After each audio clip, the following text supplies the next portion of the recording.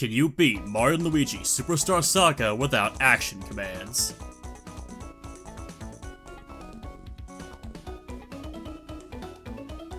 Hey there guys, NovemberJoy here, and welcome to the Reptile Rumble. First things first, thank you guys so much for all the recent attention on my first challenge video. I've had a rough draft of this script and all the footage already recorded for a while, but I'm only just now getting around to recording the voiceover and editing it together. Better late than never, right? Anyway, the Mario and Luigi series is something I've really enjoyed in the past. I really hope they make one on the Switch. But there is one complaint I have with the first game in the series, Superstar Saga, that doesn't apply to the others. It's way too easy. So, I thought hard about ways to change that, and I think I came up with a fairly original way to do so.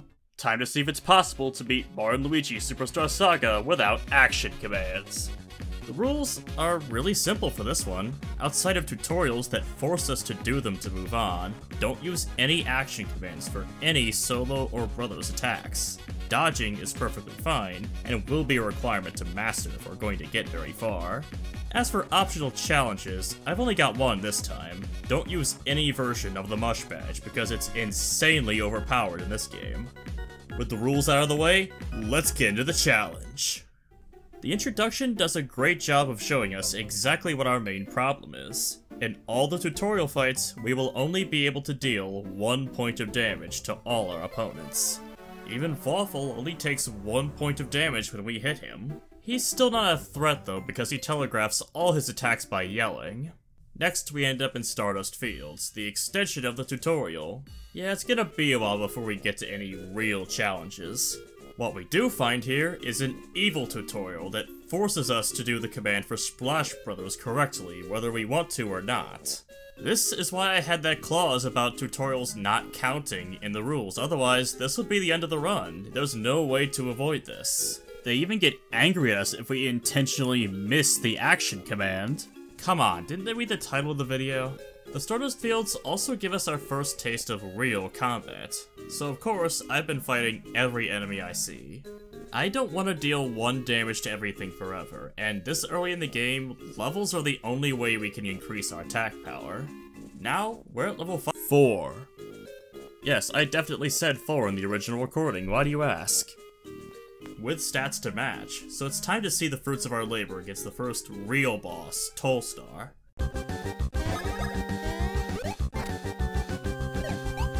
The fight took a while. Even with brothers attacks, we're still only dealing 1 damage per hit. With attack power that low, even 50 HP lasts a long time. After a long fight of easy to dodge attacks though, he gives up. Next up is Ihu Mountain. The tutorials stop right around here, but it's still pretty easy. We do, however, get stopped by the game's first mini-boss, Huhuros, also known as Olbeck from Legends of the Hidden Temple, and let's just say this boss is annoying to fight. The gimmick of his fight is that you have to destroy both pillars to get a shot at him. The problem is that it takes 2 hits to break each pillar, and even then, once you do break both pillars, you only have 1 turn to attack him before he hides again. I was never in any real danger, his attacks are incredibly easy to dodge, but the fight went on for over 10 minutes because of that one gimmick. Eventually though, I did defeat him and get to move on with the rest of the mountain. As we make our way up the mountain, we've been continuing to fight everything we see. Because of that and a little bit of good luck on the slot reels, I'm now level 7 with a pretty good amount of attack power, so let's see if it pays off against the next boss, Dragon Ho-Ho. It actually does, because now we're finally dealing more than 1 damage to a boss. Ironically though, this is also the first boss fight that actually changes the way we play because our damage is so utterly garbage. One of Dragon Ho-Ho's abilities is that he can spit out a rock and then jump on top of it, which makes his attacks a lot harder to dodge. Normally we just smash the rock, but it takes us so many hits that we're better off just focusing on the boss. This actually forced me to learn completely new attack timing that I'd never really had to mess with before. A few healing items later, I did learn how to dodge his attacks consistently and eventually whittled him down. On my way to Bean Bean Castletown, I did forget to skip a tutorial, but it doesn't mean much. It just means this guy has extra brain damage. Once we make our way to Bean Bean Castletown, the Mario Brothers are finally forced to do some plumbing for once in their lives. This place also isn't too bad, although we are going to continue killing everything for levels until we meet Queen Bean, also known as Queen Roid Rage. This is another fight that changes a lot in this run. Normally, there's two ways to fight her. Either you're so overpowered that you already have Splash Brothers Advance, which hits spiky enemies, or you take out her arms to take away her spiky defense for a while. As you might expect, we're going for option 2. It turns out, her slowly inching towards you actually has a purpose. If she gets right up in your face, she'll start smashing you with her arms for unavoidable damage. We have to hammer her body for 1 damage to push her back so we can take out her arms without taking too much unavoidable damage. She does eventually go down, and now we have access to gear, which helps a lot to increase our damage output. Next up is Chucklehook Woods, but on the way we can do a fight with Popple and Rookie. Hey, that guy seems familiar. Can't be. Anyway, they actually went down pretty quickly. Going through Chucklehook Woods was actually mostly normal. We do still have to find this guy's children and fight a Wiggler, but it's barely even a footnote on our journey. Next up, we find an insane hobo wearing a potato sack named Bubbles, who's been telling jokes to a barrel of soda for 1,000 years. His jokes were so terrible that the soda came to life to murder everything nearby. This fight presents a problem. There are a few enemies that only take 1 damage from jumps regardless of stats, and the Chuckleator is one of them. Hammer attacks deal less damage by default, so this only makes the battle longer. However, this is also the fight where I discovered that Brothers attacks can still be useful without action commands. You can't really blame me for not trying them again after they didn't work on the first 2 bosses, though. I was doing pretty well until its HP got low and it went into its small form. Once it goes into its small form, Bubbles starts showing up to tell HP restoring jokes, its defense increases, and its attack can now poison you. I thought I was too weak to outpace the healing, and I'd have to go gain levels or something, until Bubbles just stopped showing up. What, did he finally run out of jokes to tell? After telling jokes to this barrel of soda for 1,000 years? Well, as soon as Bubbles stops telling jokes, the Coca-Colanator goes down shortly afterward. We get the Coca-Cola back to Queen Bean, and it instantly converts all her muscle into fat. Honestly, I kinda preferred her beforehand. Our next stop is Woohoo University, but before that, we take some time to find some shiny rocks around Bean Bean Castletown to get the Brothers Rock, the best badge we can have at this point in the game. It should be quite helpful, as long as it doesn't help too much. Inside the Hooniversity, enemies don't really put up much of a fight. Even when I did go confront Cackletta, she couldn't hurt me much either. I mean, she can zap us with lightning and poison us, but that's pretty much all she can do. This was when I decided I was getting way too strong, so I started dodging enemy encounters. I only encountered 1 optional enemy on the way through the university's basement, so I think I did okay. Next up is Popple and Rookie. They did learn a Brothers attack of their own, but since they can't hit their action commands either, it's not much of a problem. After that, a little bit of plot stuff happens and we get hand powers that aren't going to be very useful in fights. I got sidetracked for a bit, but eventually I got back on course for Bean Bean Airport. After a little busy work, we get to the next boss, Mom Piranha. This one was exactly the kind of thing I wanted when I started this challenge. A boss that was normally pathetic that became much more difficult under a challenge's restrictions. Normally, her HP and defense are so pathetic that you could bum rush her down with no trouble, but we can't do that in this challenge. In fact, I can barely do enough damage to outpace her healing. Her Piranha Plants also counterattack every time you attack her directly, and I was terrible at dodging their attacks. This is the first fight I had where I had a bro go down, and it was a constant uphill struggle to keep dealing damage before she healed it all back. Once again, I learned something new about this fight I'd never had to learn before. Her healing is dependent on her Piranha Plants being on the field. For every Piranha Plant that's on the field that's the same color as her, she gets 10 HP back per turn. I eventually used this to my advantage to have 1 of each color on the field, so I was able to have her healing per turn. Didn't take long afterwards. Still, that was a healthy challenge. I'd like to see more of that in this run. Next up is Tihi Valley, where you have to escort the stupid princess the whole time. I let her get captured repeatedly to get rid of a few enemy groups and killed the rest. The next boss is Trunkle, and it was incredibly easy. Its attacks weren't that bad, and even its minor HP regeneration wasn't a problem. Once it went small, it went down incredibly fast since I got so many counter opportunities. While I was in Little Funky Town, I actually used the green pipe fast travel system, did some minigames, and finally made enough Star Beans drinks to get the Great Force. This is an accessory I really should have gotten earlier because it doubles the damage we deal and receive. Very important for this kind of run. One Solo Luigi section later, we discover... Wow, Nintendo really got ahead of the curve on the whole Bowsette thing, didn't they? Now that we have to get the Beanstar pieces, I went for Guahar Lagoon first. The Great Force's effect was instantly noticeable when I did get caught by enemies here. They actually posed a threat to me. As for the boss of Guahar Lagoon, Hermie III, his attacks are way too slow and predictable to possibly be a threat, so he did go down, it just took a while. Next, we have objectives that don't require us to do a lot of fighting for the rest of the Beanstar pieces. First, getting neon eggs for the Yoshi Theater.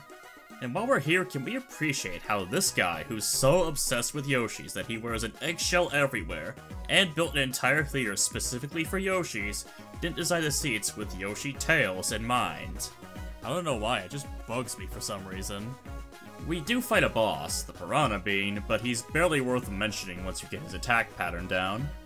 Afterwards, I dyed some shirts, and now we have 3 out of 4 Beanstar pieces. Just one more left. One easy minigame later, we come face to face with one more boss, Fawful. With our levels starting to lag behind, and the Great Force doubling the damage we take, this solo fight is the most dangerous fight we've had with him. He even manages to last a decently long time, even with the Great Force doubling the damage that we're dealing to him. This was the second fight where I had a bro go down, but I was able to get them back up and win eventually. That's 4 Beanstar pieces, so time for Joke's End. There is a little side stuff you can do once you get ocean access, but I just went straight for Joke's End. In Joke's End, it starts getting very clear just how weak we really are. I avoided almost all encounters here, and the few I did fight were really strong. I actually had to dodge enemy encounters while the brothers were separated because they would have been pretty overwhelming for just one bro alone. The puzzles make you think a little, but it's nothing too brain-busting. The boss of Joke's End, Jajora and her friend, were a little harder, but also not that bad. As long as Jajora was on the field, I couldn't progress the fight because her Snowstorm counter heals both of them for 60 HP and I can't deal anywhere near that much damage. Once I remembered how to not trigger the counter, and that dizziness is an actual status ailment in this game, Jajora's friend went down and the fight ended. Afterwards, Peach joins the party, only to instantly get kidnapped. Peach then grows a mustache and tricks Bowsette and Fawful into thinking she's Luigi so she can escape. Man, she's good at rescuing herself. In completely unrelated news, Mario needs to go save Luigi in Tihi Valley, who got captured by Popple and Birdo. Birdo's attacks are very slow and predictable, so as soon as Popple went down, it was over. Weeping Castle Town gets the Michael Bay treatment, and we're ready to head to the final dungeon, Bowser's Castle, at the lowest level I've ever been at this late into the game. This is gonna get interesting. Bowser's Castle has a lot of strong enemies, a lot of puzzles, and a lot of bosses. We have to fight all 7 Koopalings as we go along. Most of these fights are pretty similar, so let's speed through them. First up is Iggy. He didn't even hit me once before I got him down. Second up is Morton. His shockwave attack kills either bro in 2 hits and can cause you to trip, so I lost Luigi before coming back and slaughtering him. Third is Levy. His cloning gimmick is annoying, but he goes down easily. Then, I suffered my first game over. Not from the next Koopaling, but from an encounter with a Chomp Bro and 2 Magikoopas. The Magikoopas are the real problem. They can out-heal my damage, they can buff each other's attack power, and their firing attack is annoying to dodge. All those things combined meant I lost because a Magikoopa one-shot both brothers with one firing. I made a mental note to not fight that encounter next time. I quickly went to fight Ludwig. His shell attack is incredibly annoying due to not having the same visual cues as most attacks, but it was easy by comparison. Now, we're on to Roy, and let's just say things got bad pretty fast. I'll let the game explain why.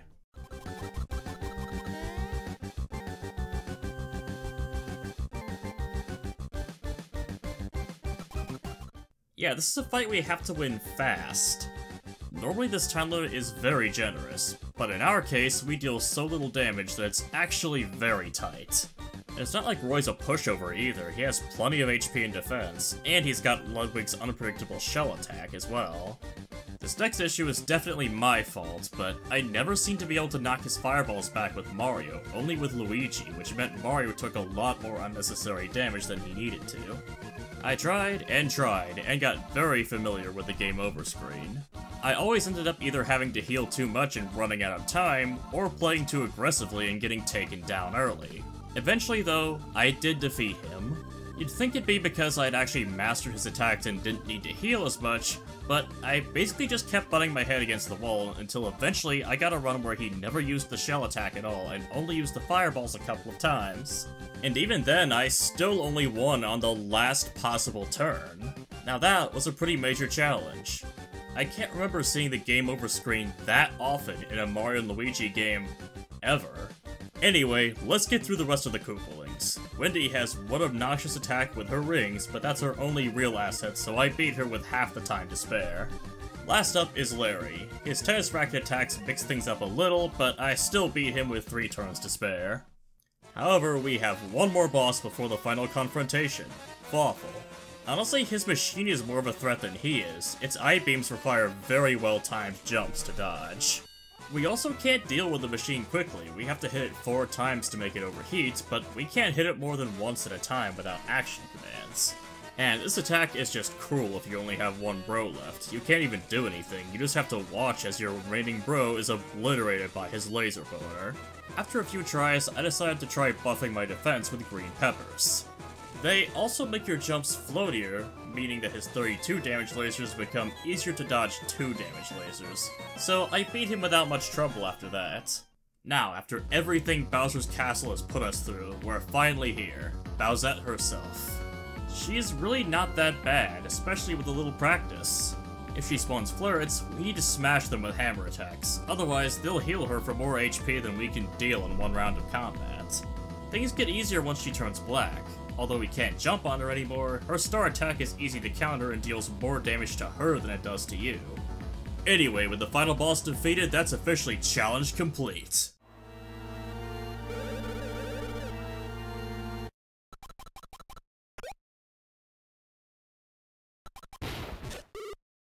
No! Didn't fool you for a second, did it? Yeah, we still have to go fight Cackleta's soul. That was only the first phase. Making it past the first turn isn't any harder than in a standard playthrough, but things start looking pretty grim afterwards.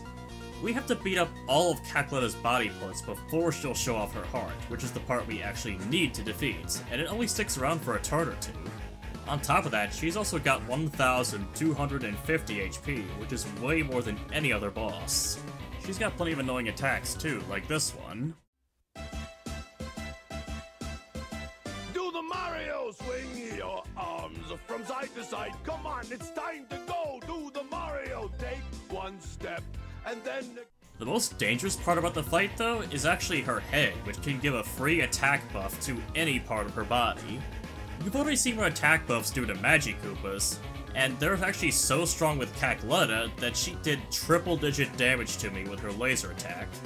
I didn't even know enemies could deal triple-digit damage to you in this game. Even with all this together though, I did still manage to formulate a proper strategy.